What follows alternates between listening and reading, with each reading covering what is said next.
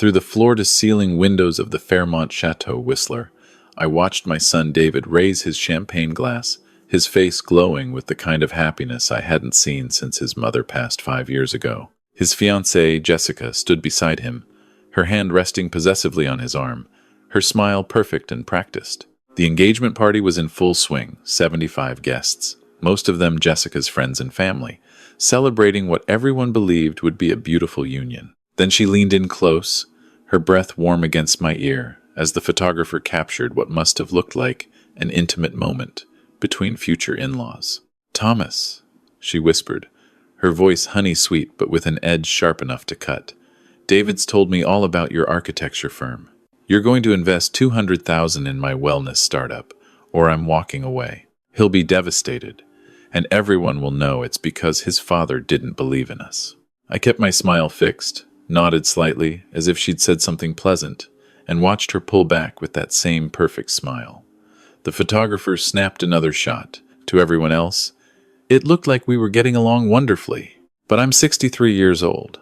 I spent 40 years designing buildings, which means I spent 40 years reading people, spotting structural weaknesses, and knowing when something's about to collapse. And as I looked at Jessica's face, beautiful, confident, already counting money she didn't have, I knew exactly what I was dealing with. I just didn't know how deep it went. Not yet. 8 months earlier, David had called me on a Tuesday evening, his voice electric with excitement. "Dad, I met someone. I really met someone." He'd been single for nearly 2 years after his last relationship ended badly, so I was genuinely happy for him. Her name's Jessica. She's incredible. She's starting her own business. She's passionate about wellness and mental health. And Dad, she just gets me, you know? They'd met at a tech conference in Toronto where David was presenting on cloud security. Jessica had approached him during the networking reception, told him she was launching a wellness app that combined meditation, fitness tracking, and mental health support. She'd been charming, vulnerable about her struggles to get funding, and when David offered to help with the tech side, she'd looked at him like he'd just offered her the world. Their first date was the next night. By the end of the week, she'd extended her stay in Toronto. 2 weeks later, she'd moved to Vancouver to be closer to him. "Isn't that a bit fast?" I'd asked when he told me. "Dad, when you know, you know. You always said that about Mom." He had me there. His mother and I had been engaged after 4 months. But we'd been 22 and 20, not 28 and 26. And I'd never asked her father for money.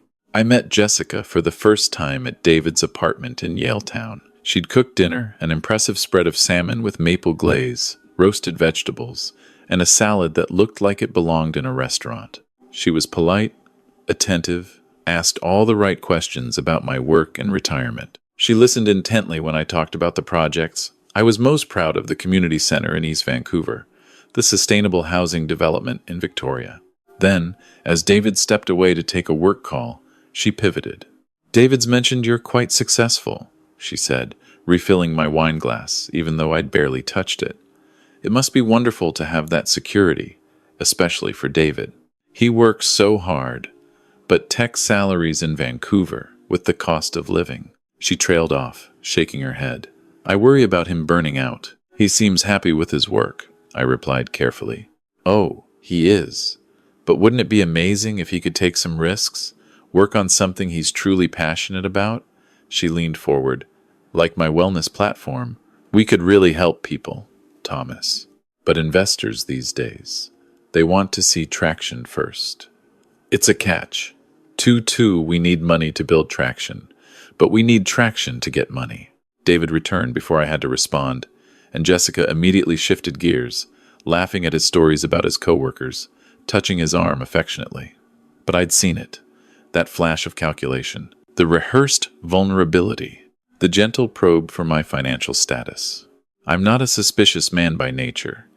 Building a successful architecture firm taught me to work with all kinds of people, to give second chances, to look for the best in others. But it also taught me to trust my instincts when something didn't add up. And Jessica's timing moving cities for a 2-week relationship, cooking that impressive dinner on their first meeting with me, pivoting immediately to financial discussions, it didn't add up. Over the next month, I watched. She accompanied David to family dinners at my house in Point Grey, always dressed perfectly, always bringing thoughtful gifts, a book on sustainable architecture, a bottle of wine from the Okanagan. She asked about my late wife, shared stories about losing her own father to cancer.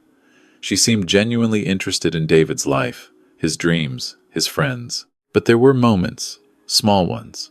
The way her smile didn't quite reach her eyes when David talked about saving for a down payment on their own place. How she'd steer conversations toward her business whenever successful people were present.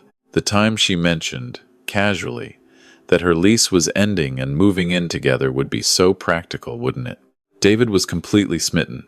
When I gently suggested they might want to take things slower, he'd bristled. "You don't trust my judgment?" "It's not about judgment, David.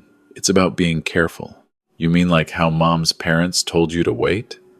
"But you didn't, and you two had 35 amazing years." He'd looked at me with such certainty. "I know you're trying to protect me, Dad, but I'm not a kid anymore. Jessica is the one. I'm sure of it." What could I say to that? He was right. I had ignored his grandparents' concerns, and they'd been wrong. Maybe I was being the overprotective parent, seeing problems where none existed. Then came the engagement. 4 months into their relationship, David called me at midnight. "Dad," I proposed. She said yes. His joy was palpable even through the phone. I know it's fast, but when you know, right? We're thinking a spring wedding, something at the Chateau in Whistler. Jessica's always dreamed of a mountain wedding. The Chateau Whistler. Easily $100,000 for the kind of wedding Jessica would want. But David was successful in his own right, had been saving for years.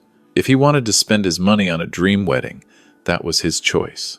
Except a week later, sitting in my study, David said, "Dad, I need to talk to you about something." He looked uncomfortable, fidgeting with his coffee mug. "Jessica's business is at a critical point. She's got interest from some major wellness influencers, but she needs capital to scale. Her developer quoted $200,000 for the full build. That's a significant investment," I said carefully. "I know, and I'd contribute, but most of my savings are going toward the wedding and the down payment on a condo."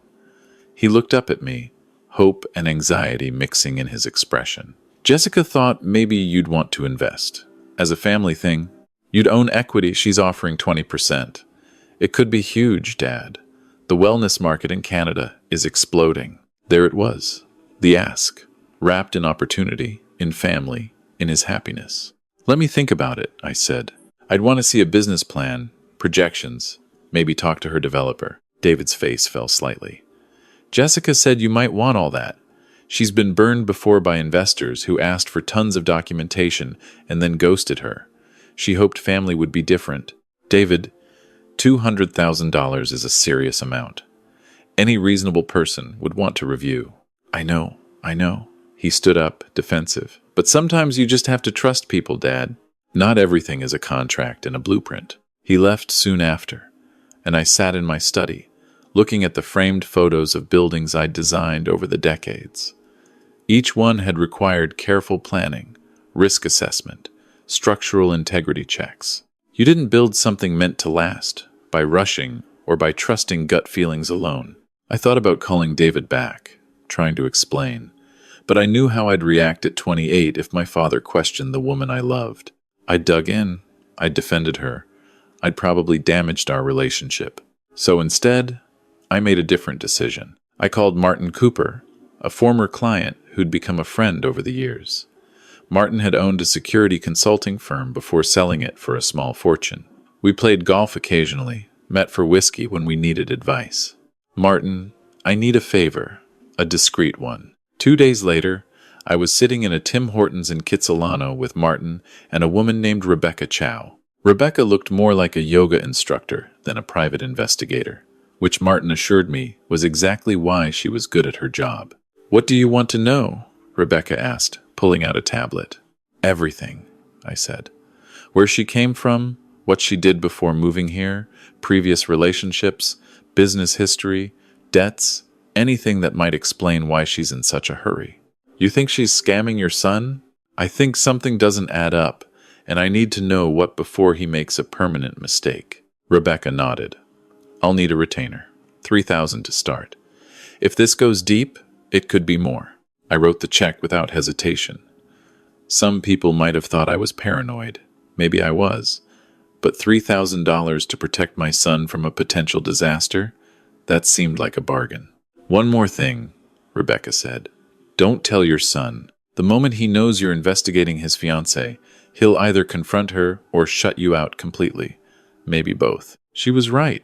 So, I went to family dinners, smiled at Jessica, made small talk about wedding plans, and said nothing about the investigator quietly pulling apart her past.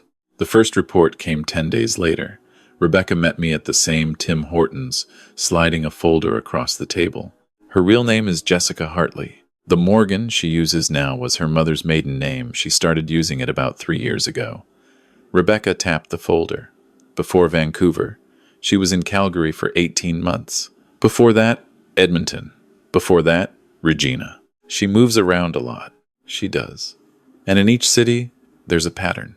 Rebecca pulled out printouts, social media, screenshots, public records, news articles. In Regina, she dated a man named Connor Phillips. Pharmaceuticals, sales, good money. They got engaged after 6 months.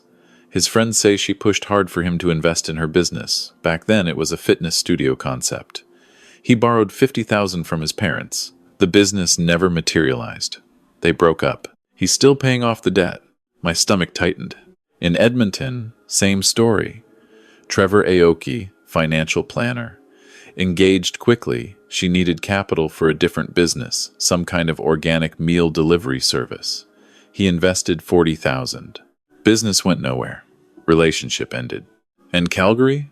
Marcus Brennan, software engineer, actually. Similar to your son. Rebecca met my eyes. Engaged after 4 months. She needed investment in a wellness app. Sound familiar? He was about to write a check for $60,000 when his sister ran a background check. Found the pattern. Confronted Jessica. She disappeared overnight. 3 cities. 3 engagements. 3 business schemes. Escalating amounts each time. There's more, Rebecca said, pulling out another document. She's got outstanding credit card debt across 4 cards. Total of about $90,000. There are judgments against her from 2 of those previous boyfriends. Connor and Trevor both sued. She's ignored the judgments. There's also a warrant for her arrest in Saskatchewan for fraud under $5,000. She scammed a small business owner out of equipment deposits. I sat back, feeling like I'd been hit. This wasn't just a gold digger. This was a professional con artist who'd refined her approach over years, moving from city to city, targeting successful men, escalating her asks. And David had no idea. What's her endgame with your son? Rebecca asked. She's asked for $200,000 for a wellness startup. Rebecca whistled softly. That's the biggest one yet. She's getting bolder. Or more desperate, I said. With $90,000 in debt and a warrant, she needs a big score. What are you going to do? That was the question. I could show David this evidence right now. But I knew my son. He was analytical in his work, but led with his heart in relationships. He'd want to hear her side. She'd have explanations, probably good ones. The men in her past would become villains in her narrative. She'd been wronged, misunderstood, betrayed.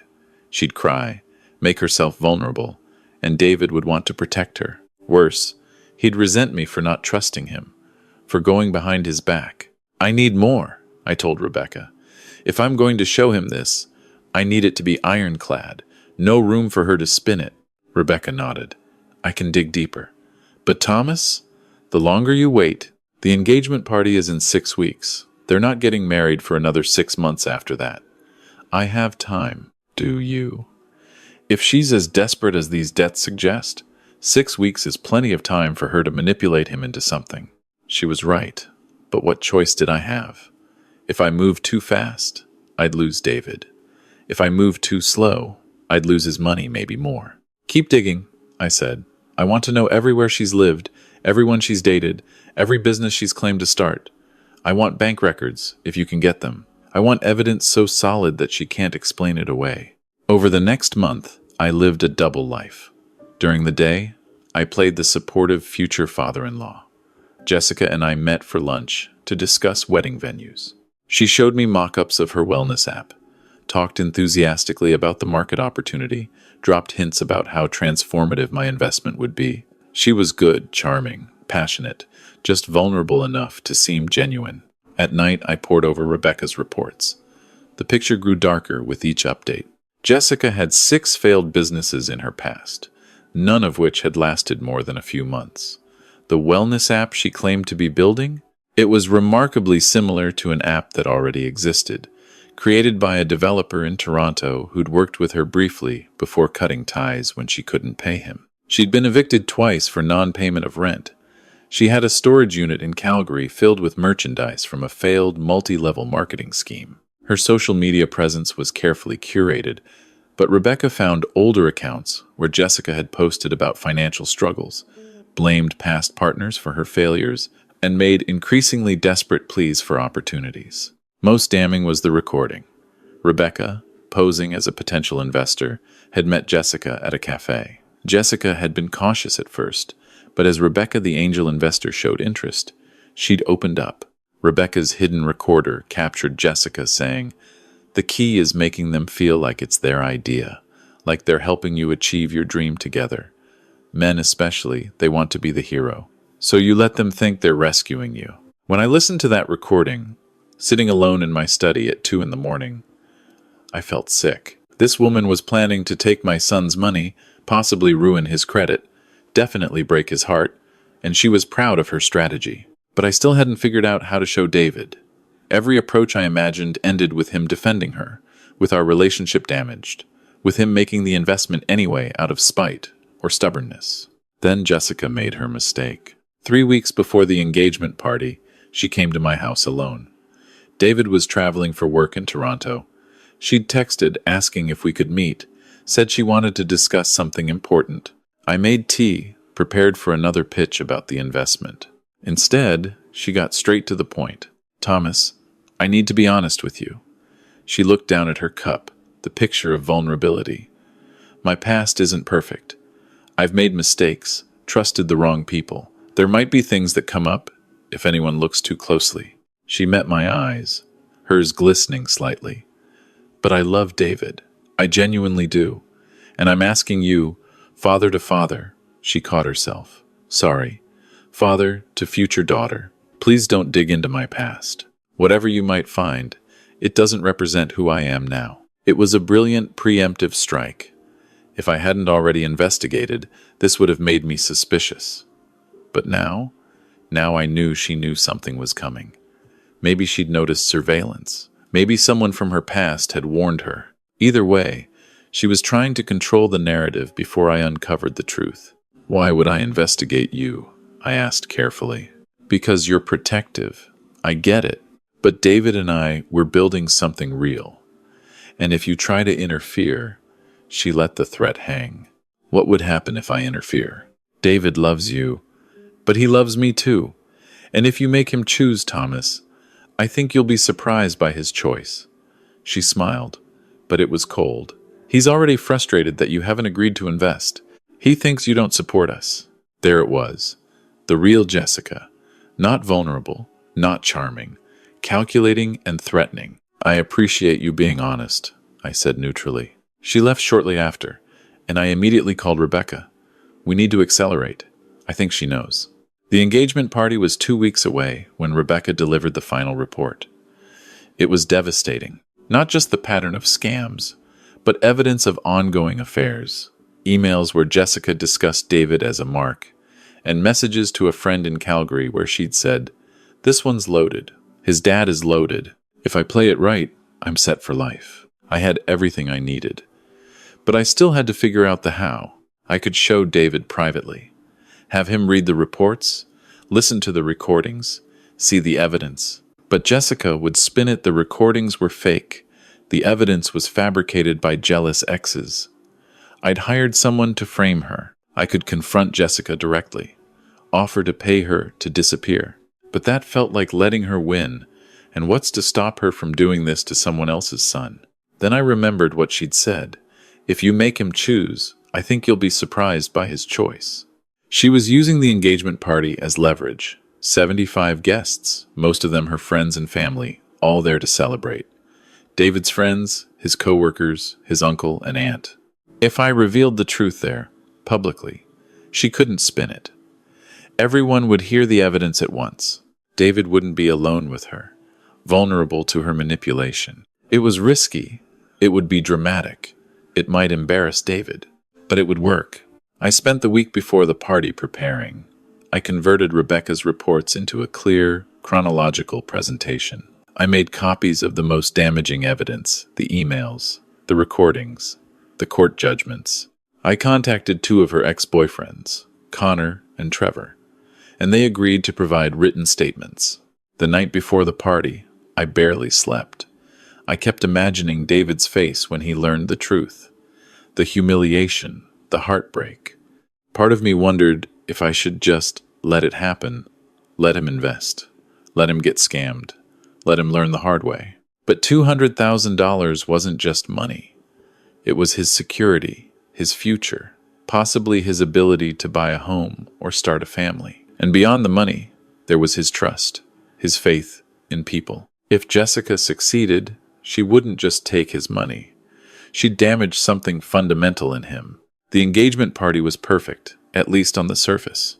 The Chateau Whistler in October, autumn colors painting the mountains, the ballroom elegant with cream and gold decorations. Jessica had planned it meticulously, and I'd paid for most of it. She'd positioned it as a generous father-in-law gesture, and I'd agreed, knowing it might be the last thing I ever did for her. Guests arrived, champagne flowed. The photographer captured smiling faces. David looked happier than I'd seen him in years. Jessica worked the room like a professional, charming his co-workers, impressing his aunt and uncle, laughing at his friends' jokes. Then she whispered in my ear about the investment, that threat disguised as sweetness. I nodded, smiled for the camera, and excused myself. The speeches were scheduled for 7 o'clock, after dinner. David would speak first, then Jessica, then me, as father of the groom-to-be. It was a tradition I'd insisted on, and Jessica had agreed, probably seeing it as another opportunity for me to publicly endorse her. Through dinner, I watched her. She was good touching David's hand, laughing at his stories, looking at him with what seemed like genuine affection. If I hadn't seen the evidence, heard the recordings, I might have believed she loved him. Maybe part of her did. Maybe she'd convinced herself this was different, that David was special. Or maybe she was just that good at lying. 7 o'clock arrived. The coordinator dimmed the lights, handed David the microphone. He thanked everyone for coming, talked about meeting Jessica, described falling in love with her ambition and passion. He looked at her with such trust, such certainty about their future. Jessica spoke next. She cried slightly, talking about finding her soulmate, about David's father welcoming her into the family, about building a life together. She thanked me specifically, said she hoped I'd not just be her father-in-law but her mentor and friend. Then she handed me the microphone. 75 faces turned toward me, expectant, smiling. David was beaming. Jessica's smile was confident. She thought she'd won. "Thank you all for being here tonight," I started. "It means so much to David, and to me, to have you celebrate this moment with us." I paused, let the warmth of the moment settle. When David first told me about Jessica, I was thrilled. After losing his mother 5 years ago, seeing him find happiness again, my voice caught slightly, genuinely. That meant everything. Jessica's smile softened. She probably thought this would be the endorsement she wanted. But as David's father, I also have a responsibility. To support him, yes, but also to protect him. The room's energy shifted slightly, people sensing a change in direction. And when Jessica asked me to invest $200,000 in her business, I wanted to make sure I understood what I'd be investing in. Jessica's face was still composed, but I saw the flash of alarm in her eyes. David looked confused. So I did what any prudent investor would do. I researched. I pulled out my phone, where I'd loaded the key documents. I learned that Jessica's real name is Jessica Hartley, that she's lived in 4 cities in the past 5 years: Regina, Edmonton, Calgary, and now Vancouver. The room was silent now. David's confusion was deepening. Jessica's smile was frozen. I learned that in each city, she met a successful young man, got engaged quickly, asked for business investments. In Regina, $50,000. In Edmonton, $40,000. In Calgary, $60,000. And now, here in Vancouver, $200,000. Dad, David started, but I kept going. I learned that all three of those previous relationships ended after the investments were made and the businesses never materialized. I learned that two of those men sued her for fraud. I learned that she has outstanding debts of $90,000 and an active warrant for her arrest in Saskatchewan. Jessica stood up, her face pale. This is insane. Thomas, you hired someone to. I also have recordings, I said, pulling them up on my phone. I hit play. Jessica's voice, clear as day. The key is making them feel like it's their idea, like they're helping you achieve your dream together. Men especially, they want to be the hero, so you let them think they're rescuing you. The silence in the room was deafening. David's face had gone from confusion to shock to something I couldn't quite read. Jessica looked around at the 75 faces staring at her, the photographers who'd stopped capturing happy moments and were now documenting a disaster. David, she said, reaching for him. Baby, he's lying. He hired someone to... I have statements from Connor Phillips and Trevor Aoki, I continued. They've detailed their relationships with you, the investments you solicited, the pattern of behavior. I looked at my son. David, I have 3 months of investigation here. Bank records, court documents, recordings, testimony. All of it is real. David looked at Jessica, and I saw the moment hope died in his eyes. Jess, tell me this isn't true. She could have tried to explain, could have broken down, confessed, begged for forgiveness. Instead, she did what cornered predators do. She attacked. Your father is a controlling old man who can't handle that you love someone more than him, she snapped, her polished demeanor cracking. He's been trying to sabotage us from the beginning. And you, she turned to the room, all of you are going to believe him without hearing my side? I'd love to hear your side, I said calmly. Explain Regina, explain Edmonton, explain why you've used 2 different names. Explain the $90,000 in debt you never mentioned to David. She couldn't. Her mouth opened, closed. She looked around at the room full of people, at David's devastated face, at the photographers capturing her exposure.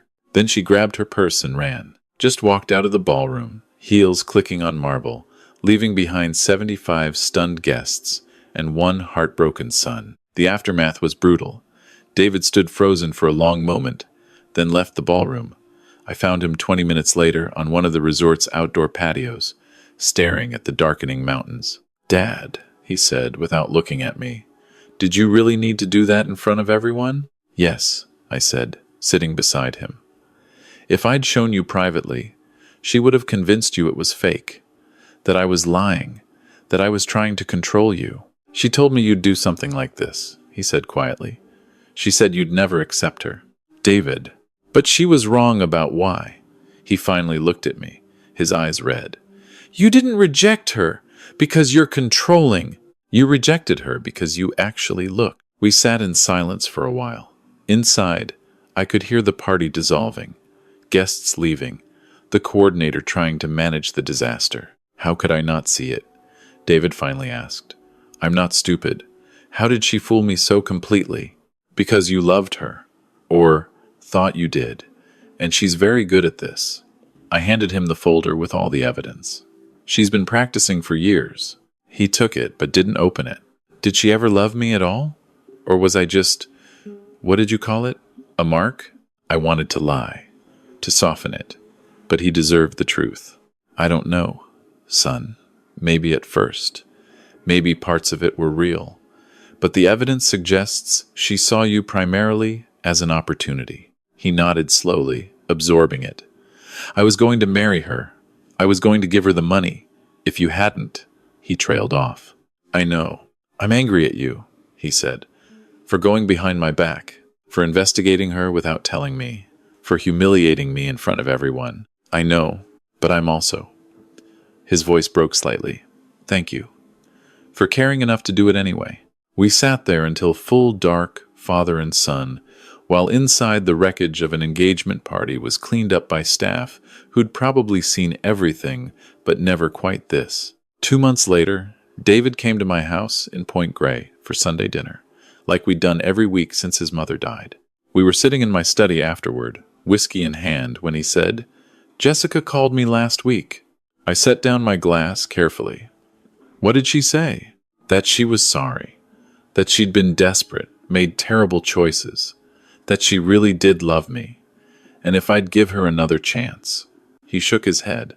I told her to lose my number. Good. I also heard from one of those guys, Connor, from Regina. He saw a news article about the engagement party. David smiled slightly. There was a video. Someone posted it online. I'm apparently internet famous for having the worst engagement party in history. I'm sorry about that. Don't be, Connor said. Seeing someone finally expose her publicly gave him closure. He thanked me. David looked at his whiskey, thanked me for getting scammed so dramatically that it ended up helping other people. You're not the one who got scammed, I pointed out. I stopped it before that happened. You did. He looked at me with an expression I couldn't quite read. You know what Mom would say about all this? I smiled, feeling the familiar ache of missing her. What? She'd say that you building things for 40 years taught you to recognize faulty foundations, and that checking the foundation before construction is just good sense. That sounds like her. She'd also say that humiliating me at my own engagement party was dramatic as hell, but at least you committed to the bit. I laughed. That also sounds like her. We sat in comfortable silence for a while. The kind of silence you can only have with someone who knows you completely and loves you anyway. Dad, David finally said, can I ask you something? Always. When did you know for sure that she was scamming me? I thought about it. The first time I met her, she pivoted to money the second you left the room. That made me suspicious, but I didn't know for sure until I heard that recording, the one where she laid out her strategy. And if you hadn't found evidence, if the investigation turned up nothing, then I would have apologized, supported your relationship, and hoped I was wrong. He nodded slowly. That's the thing I keep coming back to. You didn't want to be right. You didn't do this to prove a point or to control me. You did it because you genuinely thought I was in danger. You were in danger. Financial danger, emotional danger. I know, but you took a massive risk. If you were wrong, I might never have forgiven you. I know that too. So why do it? I looked at my son, 28 years old, heartbroken but intact, angry but understanding, humiliated but grateful. I thought about his mother, about the day he was born, about every scraped knee and broken heart and challenge he'd faced. Because I'm your father, I said simply, and protecting you will always matter more than you liking me. He smiled, the first genuine smile I'd seen from him since the party. I do like you, though, most of the time. Most of the time is enough. 6 months later, David met someone new. Her name was Claire. She was a teacher, and she paid for her own coffee on their first date. When he introduced us, she didn't ask about my career or my financial status. She asked about my favorite building I'd designed, and we spent an hour discussing sustainable architecture and urban planning. After she left, David said, "So, what do you think? I think you should date her for at least a year before proposing. Dad, and I think you should let her pay for things. Don't try to rescue her." I'm not. And I think, I continued, that she seems genuine, kind, interested in you, not what you can provide. I put my hand on his shoulder. I like her. Yeah? Yeah. But I'm still going to run a background check. He laughed. I'd expect nothing less. And that's how I saved my son from a con artist who'd refined her approach across 4 cities and was working on her biggest score yet. Not by confronting her privately, not by paying her off, not by hoping David would see the truth on his own, but by doing what I'd always done as an architect and a father, checking the foundation before allowing construction to proceed. Some people called me cruel for exposing Jessica so publicly. The video of the engagement party got 3 million views, with comments debating whether I was a hero or a villain. David's friends were split, half thought I'd done what needed to be done, half thought I'd humiliated him unnecessarily. But here's what I know. Jessica moved to Montreal shortly after. 6 months later, Rebecca sent me a news article. Jessica had been arrested, trying the same scheme on a businessman there. The charges included fraud, identity theft, and violation of court orders from her Saskatchewan warrant.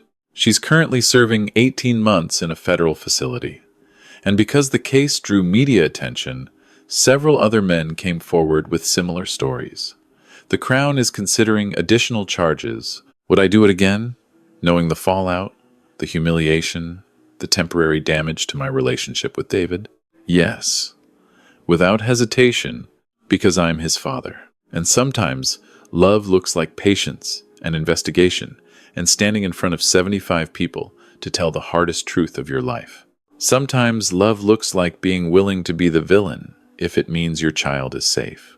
And sometimes, the strongest foundation you can build is the one that says, I will protect you, even when you don't want me to, even when you think you don't need me to, even when it costs me your affection. Because that's what fathers do. We check the foundations. We spot the structural weaknesses. And we stop construction before the whole thing collapses. That's not control. That's not interference. That's love built to last.